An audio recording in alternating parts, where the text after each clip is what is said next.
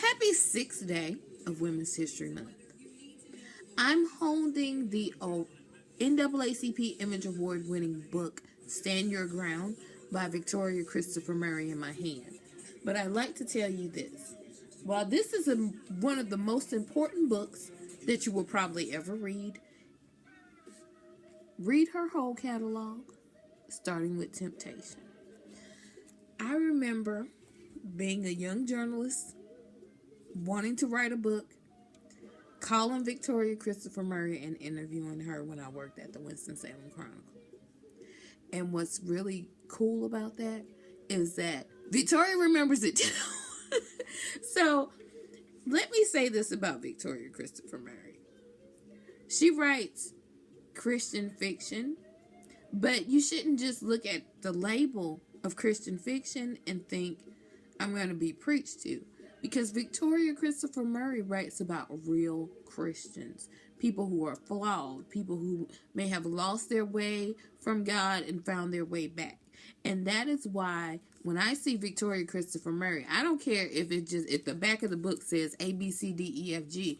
I'm going to buy the book because Victoria Christopher Murray is not only an author, she's an entrepreneur. She, along with Rashonda Tate Billingsley, who you will hear about later on this month, trust and believe. They started Brown Girls Publishing.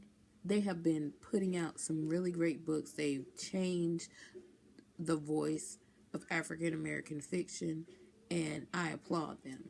Now, in Stand Your Ground, it is as what the title says. You know, we've all heard about the Stand Your Ground law since the Trayvon Martin case. This was an important book that Victoria wrote, and you know, Janice Johnson is living every mother's nightmare. Her 17-year-old son was murdered and the shooter has not been arrested. Can the DA and the police be trusted to investigate and do the right thing? Should Janice take advantage of the public outcry and join her husband alongside the angry protesters who are seeking revenge? Now, there's also another lady in this book, Meredith Spencer. She's married to the man who's accused of the killing, and she sees her husband in the situation with far more clarity than anyone realized. What she knows could blow the situation could blow the case wide open. But what will that mean for her life and that of her son? Let me just say this. If you don't read this book, you are missing out on some extremely excellent writing. Like, you don't win NAACP awards for writing if you can't write. You might win one for acting if you can't act, but that's a whole nother thing.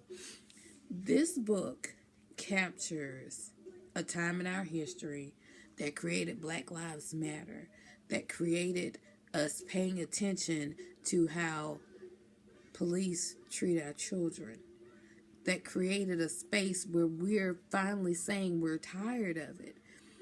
And the way Victoria tells this story with these characters who are not perfect, who are not saints, but a crime happened, a tragedy happened, and the narrative, how it's played out, and I get emotional when I think about this book. Now, I read this book when it first came out, and it's probably going to take me until, I don't know, maybe a couple of years from now to read it again, because it tugs on every emotion. It gets into every feel.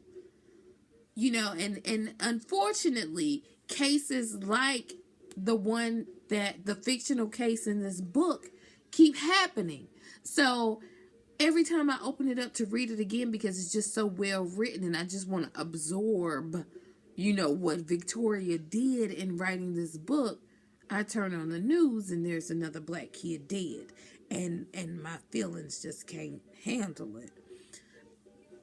Excellent book. If you don't have it, go get it. I mean, like, not now, but right now. So today's book is the star. It's Stand Your Ground by Victoria Christopher Murray. You need to get this. immediately.